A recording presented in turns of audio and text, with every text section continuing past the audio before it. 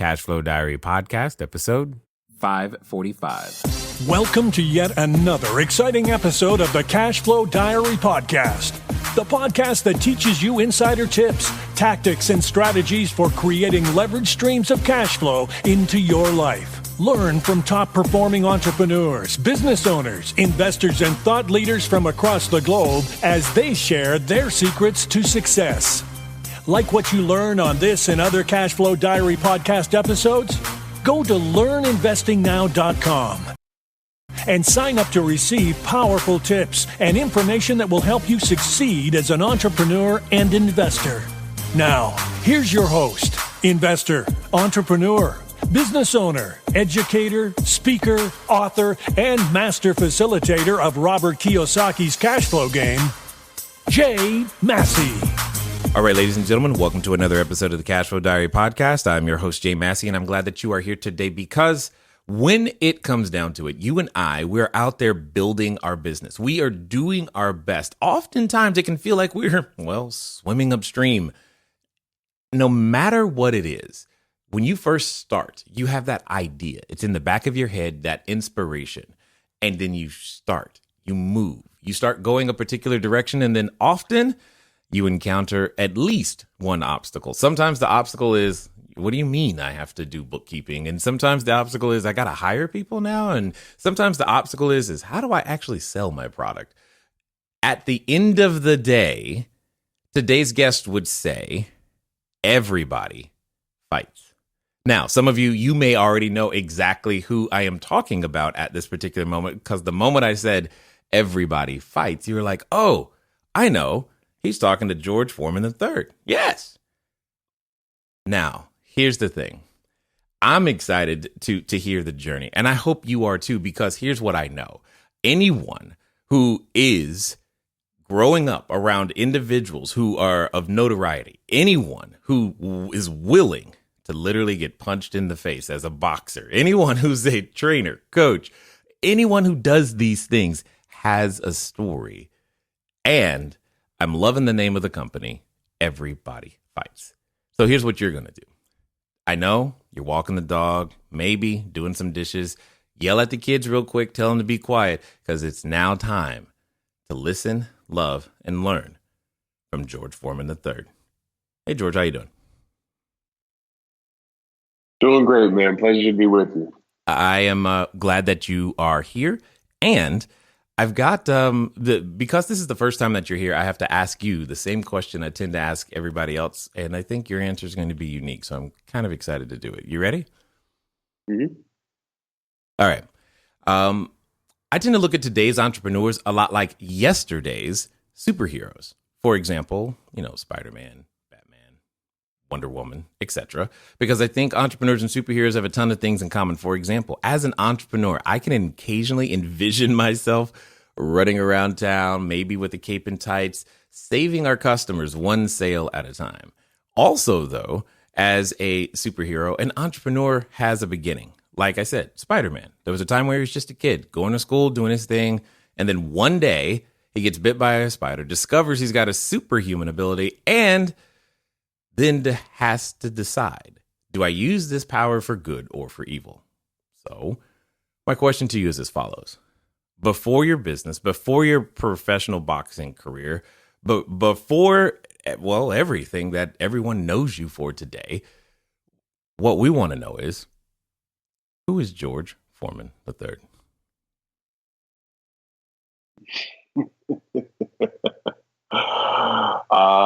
He was really shy, really quiet. When he was 6, one of his cousins told him, you know what? Did you know that you can read too much? Hmm? He remembers getting his first B and he cried. Interesting. Did you say first B? Yeah, first B. It was a B+. Okay. When was that? I was 7 years old. Well, then I didn't get another one. Didn't get another one until I was 17. Okay. All right. So getting a B for you was a traumatic event. Got it. And what I'm now I've got to ask, what class was that in? Oh my gosh. You know what? It must have been math. If Okay. must have been math because math had never, I wasn't a mathematician. It didn't make sense to me. Mm, It's one of the most bizarre things to me is how people can major in math, because I'm like, if you get it that much, how can you understand it that much to say I want to major in it? And if you get it that much, um, what is it to learn? But anyway, that was always a tough one for me. I had to work my hardest at math mm. to really understand it. So then eventually in college, I started just copying the entire book, and that's what made it click. Got it. I like it. Okay, so from 7 to 17, nothing but A's, and then we got another B. That's good. I mean, that's a good Yeah, track record. It's not so bad.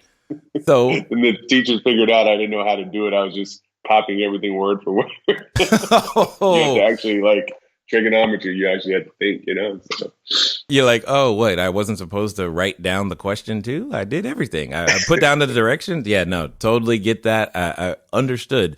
Now, side note, by the way, I was one of those math major guys.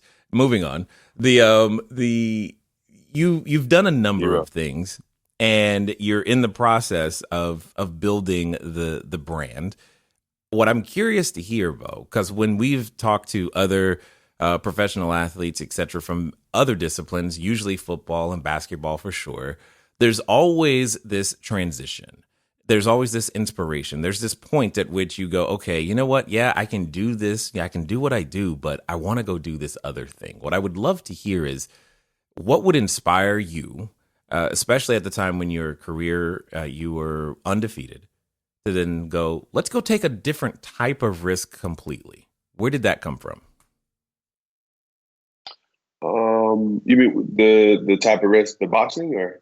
Well, I don't actually necessarily see boxing for you as a risk because you were around. I mean, that was like, the environment. But the fact the matter is when you go to do something outside of that, Oh, to me would be perceived, I think, as the bigger risk.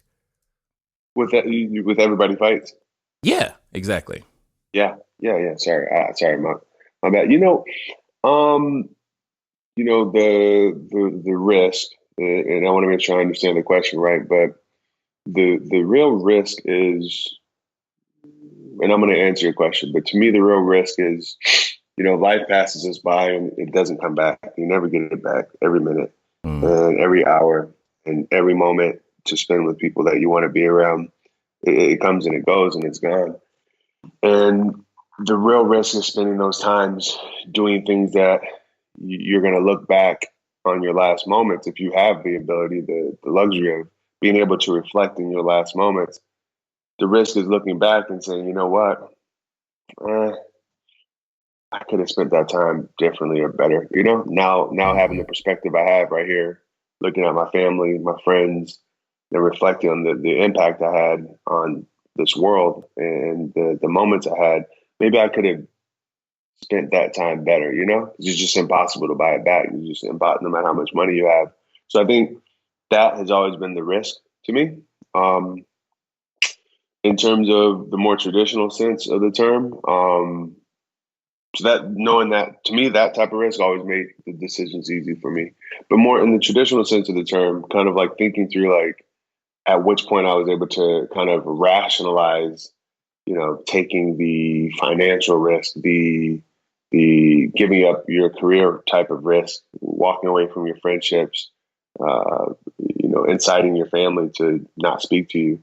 Right. Um, that was I was so I was been my dad's manager for a long time, done pretty well with that, gained a lot of weight, got into boxing to lose the weight around 25, launched a successful boxing career because I'm crazy and kind of like the guy that says he's going to go for a hike on the weekend. It's like, you know what, maybe I'll climb Everest. You're right. And then it was over and I was like, what am I doing? But I had some success and I did love the sport.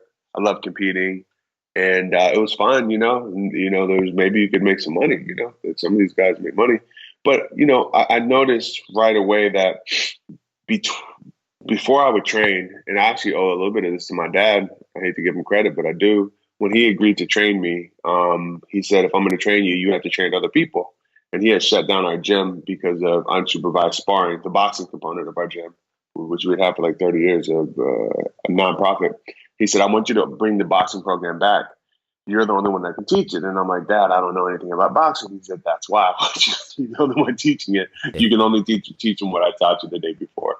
And so I ended up growing a pretty successful USA amateur boxing team. And I would train them prior to 5 o'clock when my dad would come train me. And then after 6:30, I would train them again. And I noticed the difference. Like I did love training as a boxer because of because I wanted to be good at it. But between 5 and 6:30 at night, I couldn't wait for that to be over.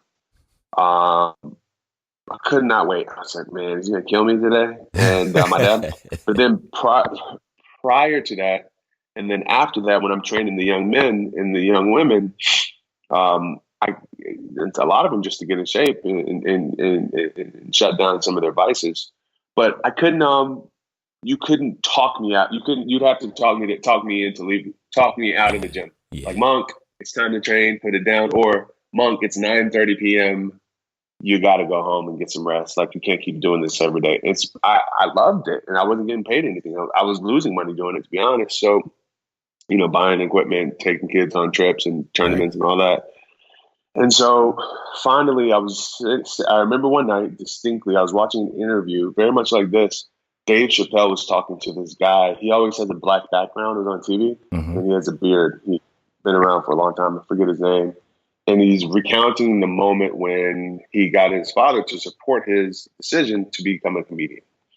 And I believe he comes from a pretty educated family, if I know this right, and I remember it right. And long story short, the inflection point was he was arguing, and his dad was like, the odds of you being successful as a comedian are so slim. This is why I remember it, at least. You have to go back and watch it. And he told his dad, because he's like, you want to be a big star. Like most comedians are not big stars. It's entertainment. He said, well, Dad, if I can make a teacher's salary doing comedy, wouldn't that be a success?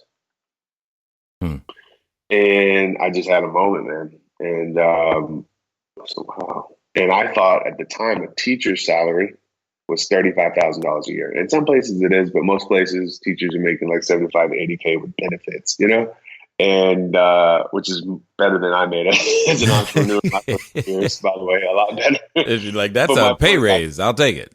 Yeah. Benefits and time off. But I had no idea. I thought $35,000 a month, that stuck in my head from a kid. So I said, if I could teach boxing and make enough to have a home and food, wouldn't that be a success? And so I was thinking about taking a break from the sport, and I was visiting a friend in Boston, and we got to talking, and I was still fully, taking a break, but still fully like a professional boxer. And one of my best friends, we had left the gym, and he was like, you need to open a boxing gym. He just said it. And I was like, I gave him this weird look, and he's like, why are you looking at me like that? And I said, And there's more to it. But that moment I decided I was going to do it. And I was just going to stop what I'm doing and open the gym. And then I had to figure out the business plan and so on and so forth. Well, and that's exactly the type of stuff. That's where I got the nerve. Sorry.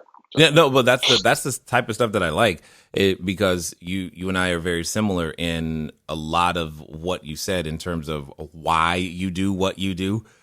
Because you otherwise you suffocate. That for lack of a better way of putting it, is just you don't feel like you're alive. At least I don't. It's like this is what I would do, and I would do it for free. And indeed, you did, because that's where you came alive. It makes 100% sense.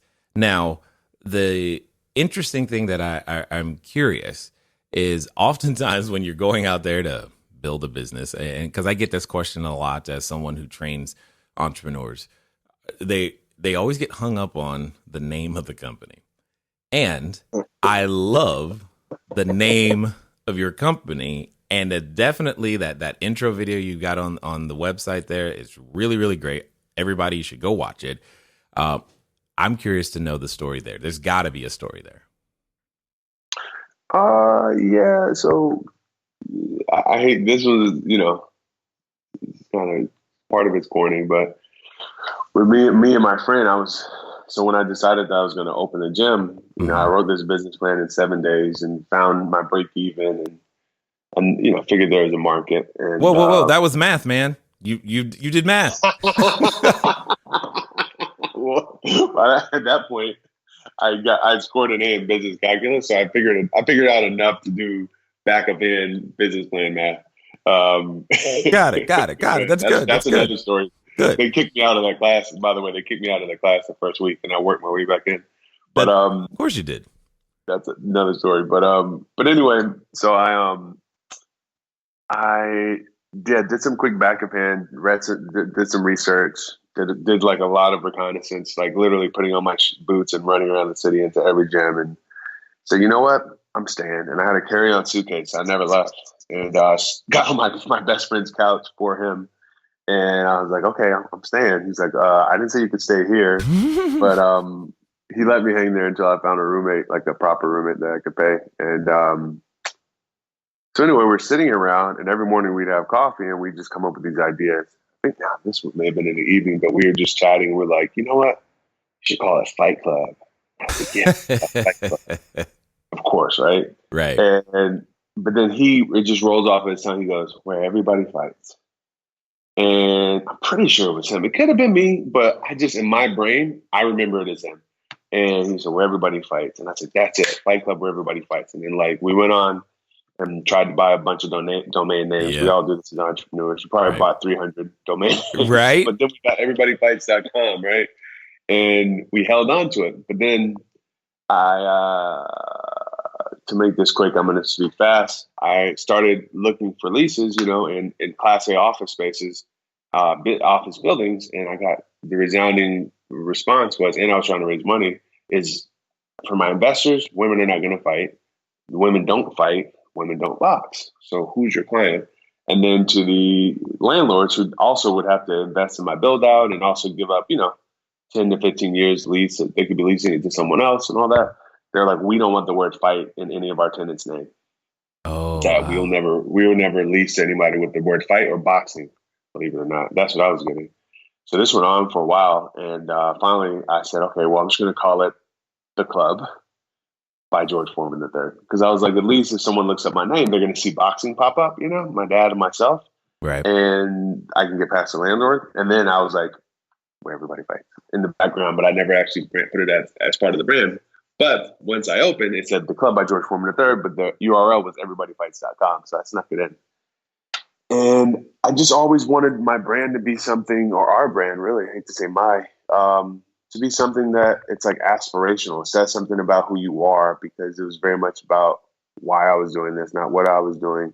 And then we looked up, and after about 18 months, I started to hear people saying like, oh, I go to the Everybody Fights Club or the Fight Club and different things like that. And then I started to certify trainers to teach our kind of method, if you will, and started to create leaders within the company.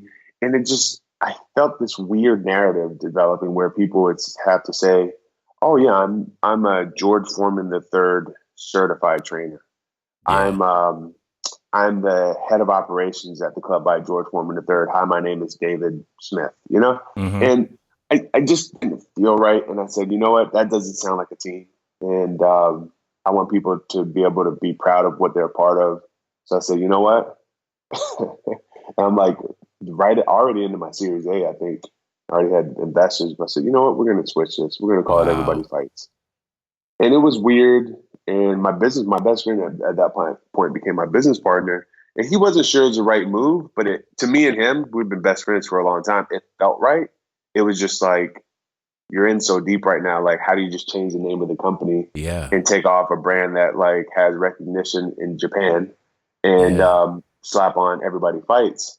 But we felt it was the right move. And we sucked it up and did it. And it was I think it might be one of the brands, I don't know brands that have that many syllables. So there's just a lot of reasons it was the wrong move if you just put it on paper. But in hindsight, to say, I'm an investor in Everybody Fights. I work at the front desk at Everybody Fights. Right. I'm a GM at Everybody Fights. I'm a VP of Ops. I'm a Everybody Fights certified trainer. I'm an Everybody Fights member. I think it just sends the right message. Okay, I'm done talking. No, that makes perfect sense. And I get it 100%. And it's not uncommon for the names to come up in organic, crazy, just not even that like with special ways, because that's how Cashflow Diary became Cashflow Diary too. Is a very You know simple what? story. So. Can I say something really quickly about that? Sure. Like one of the things I've learned, I'm sorry, this comes up a lot when I talk with other entrepreneurs and myself. It's like at the end of the day, yes, you get to pick your brand. You do. So think about it. Have fun. It's part of, it's part of the journey. But at the end of the day, a brand is what you make of it, Mm-hmm, mm-hmm. And I could talk all about like Apple and Google and Microsoft and, these Zip this and that, like all these like brands that like when you look at it on paper, it doesn't say anything about what they do, but like Google is now a verb. Right. I could say that, right? But the point is, it is what you make of it. There's some outstanding brands, but the company didn't execute. The customer service was poor. The culture was poor, and they represent nothing. In fact, they're negative, and the actual words and how it looked was beautiful. And so if you execute and your culture is on point, your message is on point, and you're consistent and you have integrity, you can make a big brand out of anything, in my opinion.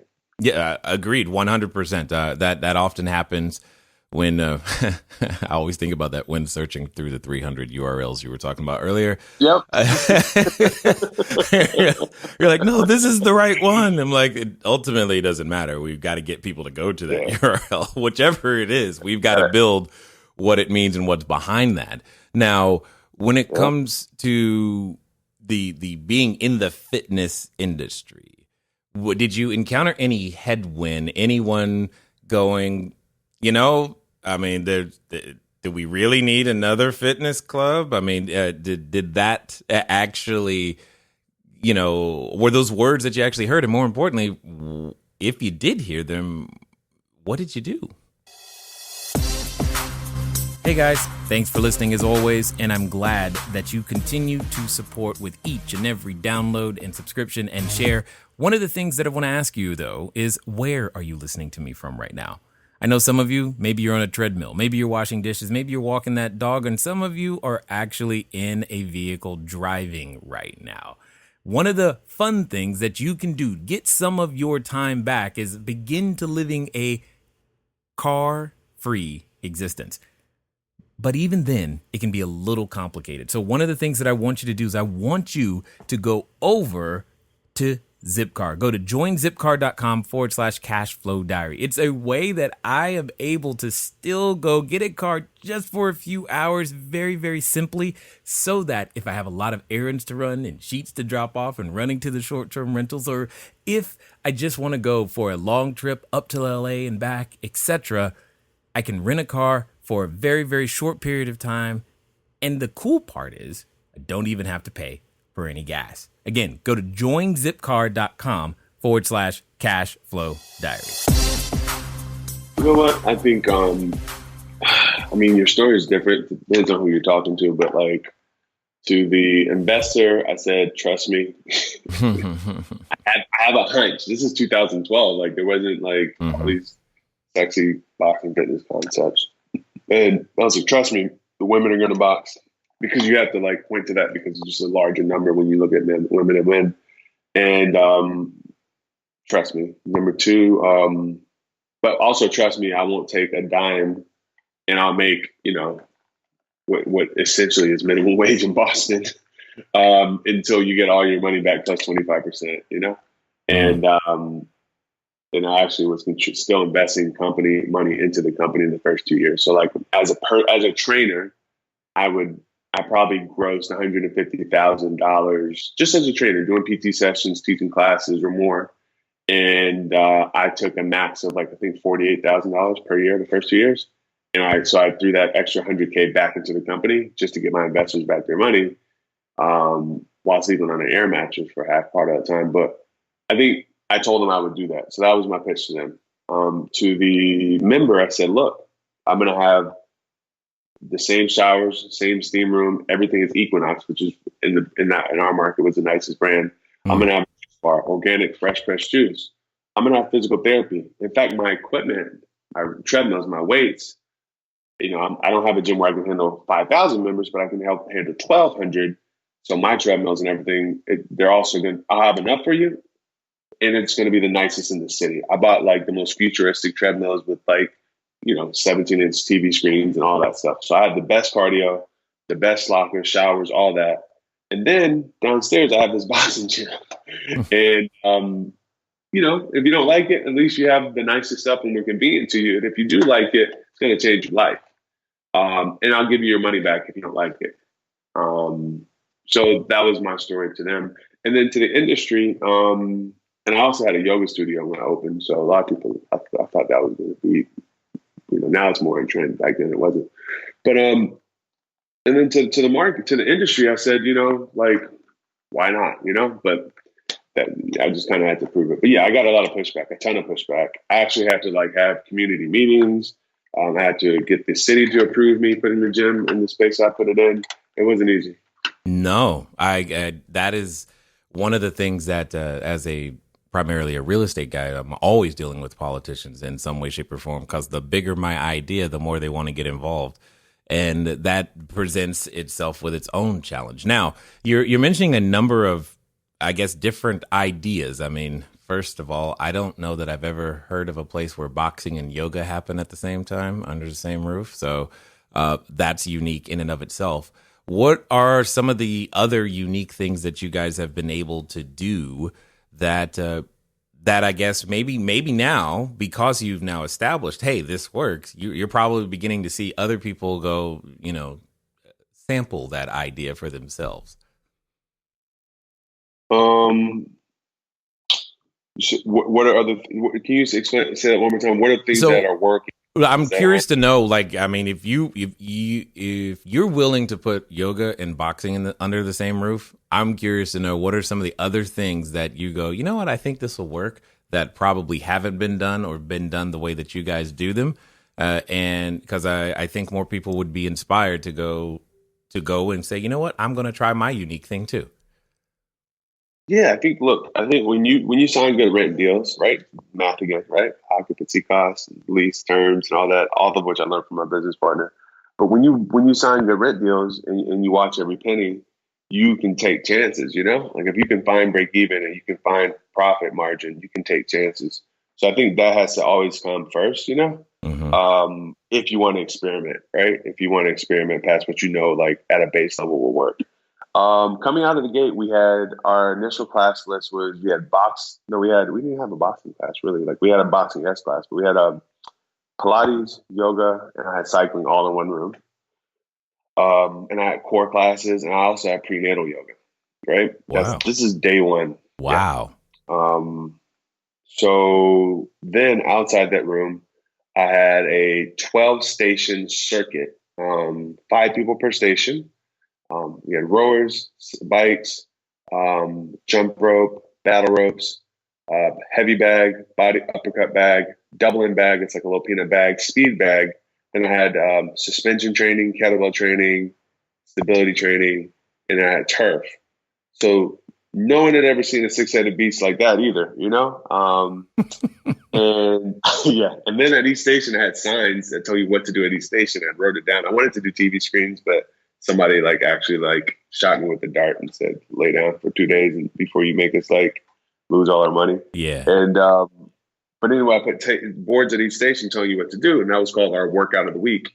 And then I had a moderator in the center and you would just go see what the workout is. He'd explain it and you just pop in and do it anytime you want, with kind of very little coaching. Well, that didn't work. So I started running classes to teach the workout of the week. And I'd run one in the morning, one in the evening. Only time people would use that 3,000 square foot part of the gym.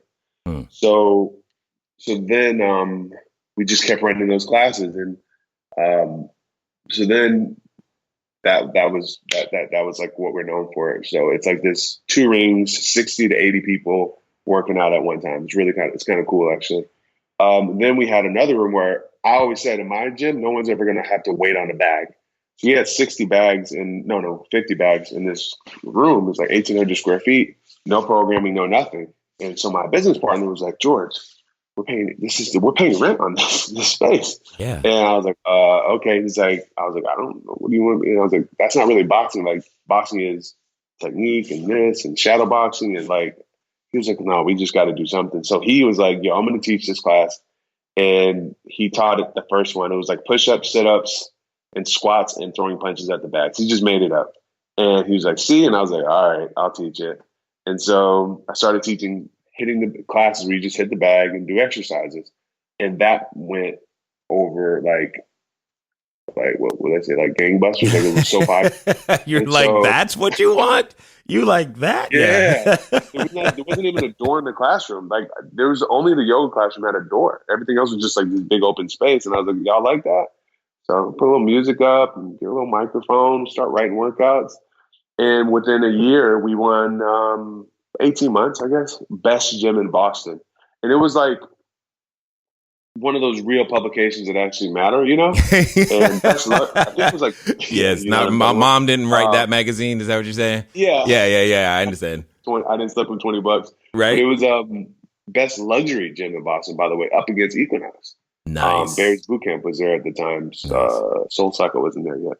So anyway, a lot of people don't understand that. And then I actually, because there was so much demand for those things, I weaved out yoga and Pilates a little bit to that, because I actually always wanted that, but I just didn't have enough space to handle the demand for boxing and circuit training. And I ended up just recently bringing it back and doubling down on that side of the business in my latest facility. So I think those are things that people would know that we invested heavily in the early days, and they're very much a part of who we are. Joseph Pilates was a boxer, creator. He was a boxer before he created Pilates, so I thought it was authentic. I did not know that. I mean, I know a number of Pilates people being out here in California. I didn't know he was a boxer before. I did that. That's interesting. That's interesting. If you actually look at the original Pilates workouts, he has videos, black and white. They're you see Pilates movements, and then they get up and they throw punches. It's all part of it. Authentic. Awesome. Now, you mentioned your latest facility. You guys, it sounds like you're still in an expansion, which gets me to asking, like, what's the ultimate plan here in terms of locations and or is there another, like, is there 2.0 version? What's going on in that? I don't know, man. I think things are changing quickly. The way people consume are changing. I think there's this is my corniest line, but I mean it. Like there's two parts. There's bottom line, profit, and there's bottom of your heart, right? Bottom line, it's distributing our content. We teach 140 classes a week per facility. And the reason I do that is so that I can make money, because I have to pay my investors back at some point, right? Mm-hmm. I have to make money. So we can actually make money at $12 a visit on average. Now in boutique fitness, we have 4 studios now under one roof. Usually there's one studio. They can't make money unless they're averaging like $20 to $25 a visit, sometimes $30 a visit in New York, which means they have to pass it on to the consumer. For us, we can make money at 12. If we're really busy, we can make money at 8 because I can handle 200 people per hour. So I think figuring out how do I play more into that and essentially slowly make fitness free is my goal. Now, that doesn't mean everybody deserves access to it if they're going to be a riffraff, No. But I think it needs to be free. And so I'll give you some numbers really quick. So this is bottom line, because I think it can be profitable, even though it's free to the consumer. So I have a facility that does $3 million in revenue, one of my facilities, and $1 million in profit. And we're probably paying, I can't tell you what we're paying in rent and all that, because I get in trouble. But the point is we charge our members $155 a month, right? Mm-hmm. So if I were to say, hey, let's charge $100 a month or $80 a month, like I said, I put millions of dollars into the facility, so I have to get that back, obviously. My point is, from a cash on cash standpoint, if I were able to find a way to say, hey, we're going to charge half that, right? That means essentially, just making quick numbers, I'd make half the amount of profit. So you make like $500,000, right? Then I'm doing it at like, $60, $65, 70, or no, it's really like 75. So anyway, the point is, now I'm at 75 and I'm still profitable, right? So then I say, let me take it a step further. Let me do it for half of that, right? 35-ish, whatever. You know me in math. So now I'm still profitable, right? $40 million. Yeah. Not bad. Not a bad day. Okay. Now, what if I just wanted to break even, right? You start doing the math and say, okay, now I'm at break even, and maybe I have I have some rule where, you have to be spending, in order to get it for free, you have to like spend your money on groceries at Whole Foods or whatever. There's some rule. The point is to qualify people, right? Mm-hmm. The point is I know it can be free. And then I start saying, okay, well, Under Armour, Nike, Adidas, Right. like you guys make money when we motivate people to get in shape, because then they start buying new shoes, they start buying athleisure wear, and so on and so forth. All these supplements and home meal delivery companies. Well, why don't you guys just sponsor our facility, right? And you start to create a narrative where, hey, instead of waiting till we get people to like the market, right? Because we're the ones motivating them to engage in health and fitness. How about you partner with us, right? And you'll be the first one they go to because you're in our facility. And I think my point is, I know there's some margin there to make this thing free for the consumer. And it really bugs me that I haven't stopped what I'm doing to figure that out. But it has to be craftily done to make sure the community's right, And I think this can be widespread across multiple communities. And then if you call it a nonprofit and just say, hey, we're not here for profit, even though we need to, cover the bills, and we get some support from the city, government, and sponsors, I just think fitness should be free at our level. Premium fitness should be free. So that's where I'm headed. And I guess that's where you start commingling the bottom line and the bottom heart. Yeah, no, I like it a lot. I've always talked about doing well or you can do good and do well at the same time. They're not mutually exclusive. However, the one thing that I was thinking about when you were talking is, are you familiar with Jevons paradox, the economic concept Jevons paradox? No, tell me about it, please. Well, basically, what in general terms, what it simply means is that the more available or the more accessible a particular resource or something gets, the greater the demand. Meaning, I'll take a very easy one. Take cell phones, for example.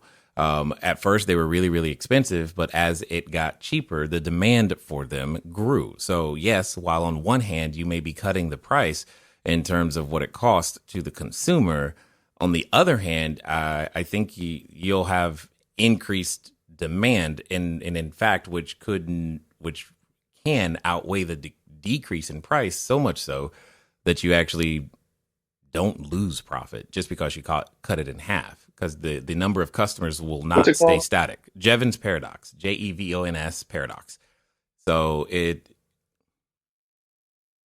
Well, yeah, no, I love that. I'm gonna look it up. And part of my frustration is Planet Fitness is making money hand over fist, and they should. It's a good business model, but they perform based on the theory that people are going to pay for it and not show up. And if they all showed up, they go out of business, right?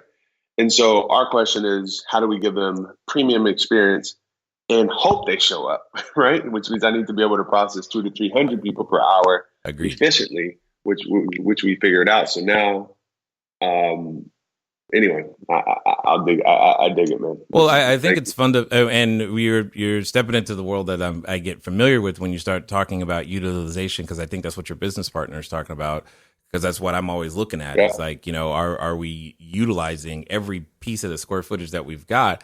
And when it comes down to it, I think it becomes a utilization question in terms of getting really, really efficient on the exact floor plans and how much square footage you need to be able to achieve that, so that you can always make that go, and which can lend itself to some sort of on-demand use of a facility in some way, shape, or form. If something like that is possible, could probably give you that flexibility to make it happen.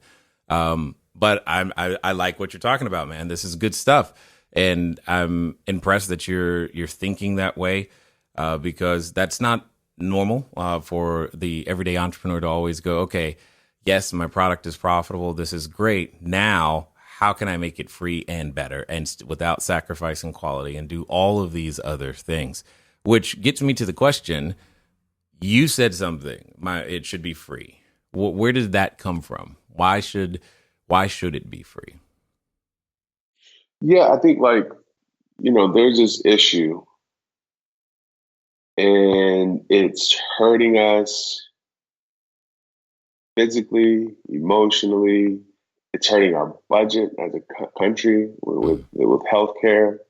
You see what's been happening in the news lately, with the violence. It's hurting our families. It's hurting our productivity in work. There's a loss to that productivity. It's hurting a lot. It's destroying families and it's overtaxing our jail system, our prison systems, which is all messed up, and it's overtaxed. It's so on and so forth. And I think it all ties back to mental health, and the support there hasn't been, I don't know, man. Like we landed on the moon 45 years ago, 50 years ago, whenever it was. I think it's a situation that can be tackled, mental health, and also tackled in a way that acknowledges the different degrees of it. Like, just because I'm not in the hospital physically, if we use an analogy, right? I'm not on my deathbed, or I'm not, I don't have a terminal disease, or I don't have a broken limb. That doesn't mean my hormones aren't all out of whack. My blood pressure is in a bad place. I'm overstressed. That's poor health, and it's all affects your mental health. I have anxiety. I freeze when I'm supposed to, perform. All that is on the spectrum of mental health. And I think with better mental health, we have a better society as a whole, generally speaking, right? I think it's fair to say that. And if we were going to make anything free, I think something that has been proven scientifically to have a direct effect, positive effect on mental health, more sustainable, generally better than medication, because, if you get off it, go wacko, I hate to make a generalization, but some of these medications, like, they help you, which is great. And some of us have to stay on them, but some of us take the medications at times where we just can't handle life for that moment. And then when we come off, it throws us off worse than we were before. Right. Right. And so I've experienced that with personal family members. And so, my point is knowing that fitness and movement and community and connectivity and sweating, just for the purpose of mental health, can have a dramatic effect on the budget. The budget of running this country, violence, prison systems, family, productivity in the office. Why not make it free? Are you kidding me? And it's fun. Yeah, It's within our reach. I like it. Well, no one's been brave enough to actually put that idea out there, let alone come with, tangible proof, because that's one of those things that matters to making sure that the marketplace is willing to support it. And in your particular industry, there's such an upfront startup cost that's ginormous. Oh my God! So, there's just just saying that. Go ahead. No, I'm just saying you don't want to know. It's getting worse too. But what are you gonna do? Yeah, exactly. So that upfront hurdle makes it it's not exactly the place where people want to experiment, because it's like, look, we just we got to get our money back first. You can talk experiment later, and then by the time you get that far, exactly right. Let's get that back real quick. Yeah. That's a great idea, but get my money back, then we can talk. And that's really what you're battling with. So you're doing something that I think is brave. We're definitely down to support. Now, for those that have listened this far and want to find out more what's going on over at Everybody Fights, what's going to be the best way for them to catch up with you guys and figure it out? I'm on Instagram, George Foreman III, and then obviously for Everybody Fights, it's just everybodyfights.com, Twitter, Instagram, Facebook, Medium, I think they call it. We're on everything. So just check us out at Everybody Fights. And if you can't go to a gym, we'll be making our classes available on audio pretty soon. Even better. Love it. Now, as we wind down, I got a final question for you, because I'm curious to hear your answer. As we've been talking today, there have been individuals who started this episode in one particular position. Maybe they've gotten to another. They're at what I like to call the precipice of decision. They've listened to your story, listened to how you have fought to make Everybody Fights, and they go, you know what? That's it. I'm drawing the line in the sand. Today's my day. I'm ready to step in the ring and make it happen. And like I know, that when we get to those decision points, oftentimes we have a companion, and that companion comes in the form of a voice. And it's a voice that reminds us why it didn't work last time, how it's not going to work this time. Who are you? You're going to do what? How are you going to, you're going to go to the gym? Yeah, right. I know what you're going to do. You're just going to sit at home. And for some people, they're related to that voice. So my question to you is as follows. Let's pretend that this time it's going to be different. This time they're actually going to do what you say. And they're going to do so in the next 24 to 48 hours. What would you suggest that they do? To someone who's kind of at that juncture that I was with Everybody Fights? Is that the question? Yeah, because there's a number of entrepreneurs that are listening that they're feeling like, okay, I need to do something. I need to make my thing happen. Or there's someone listening who's like, you know what? I do need to get back in the gym. But they got that voice sitting there right there on their shoulder in their head. So what do they do this time that's going to make it different? There's no life without love, is what I would say. There's no life without love. And, that can be obviously love, a significant other. Yeah, family. It's all about family at the end of the day, they say. But I think if you can't wake up in the morning and love what you do, just remember that you're choosing not to live. And it's going to show up one day. That choice not to live is going to show up in the form of, some people get depressed. Some people make bad decisions. Get a cigarette or, I don't know, but it's going to show up somewhere, and, eating, people have different ways, but it's going to manifest itself somewhere. It's going to sprout when you're not living, right? I don't know why life is like that when you're not loving what you do. And in knowing that, if you believe that, and I'm giving that anecdote and advice, and assuming you're going to rely on it, I would remember the stamina to love what you do, decide what you're going to do, and love it. Be passionate about not the money, but what you actually do, and have the stamina to tweak. Maybe one year you're crushing it selling apples, right? And then one day nobody wants to buy a fresh apple and bite into it, right? People don't even like going to grocery stores. So now you got to get it to the house. And then one day people are just not doing that. I don't know why. So you got to have powdered apple. Now you got to sell apple juice. Or now you got to be a distributor. Or now you got to be the person making the machines to support the people producing apples. I don't know. But, you got to learn how to do math a little bit. Take an accounting class. Even if you fail, take it. My point is, if you love what you do and you believe in what you do and it being, to make the world better and to really light you up, you'll figure out how to make money over time if you have the stamina to tweak the way you deliver it until you find the best way to make that a break-even business. But start with the love. Don't abandon the love. Don't love the money. Love the process. Love the journey. Love what you do. Love it 100%. I definitely, as I said, appreciate everything that you're willing to stand for, whom you're willing to stand for, why you are standing, where you're standing, and you're putting your money, but more importantly, your time where your mouth has been, and you're inspiring others to do the exact same thing. I just want to be the first to say, thanks for taking the time to share your knowledge, wisdom, and insight here with us today at the Cashflow Diary, sir. Thank you, man. Thank you. I appreciate your time. All right, ladies and gentlemen, you know what time it is. It's time for you to move at the speed of instruction. What does that mean? For some of you, it means get over to EverybodyFights.com. Others of you, it means to go get in the ring and start fighting. You've had that idea. Now it's time to bring it into reality.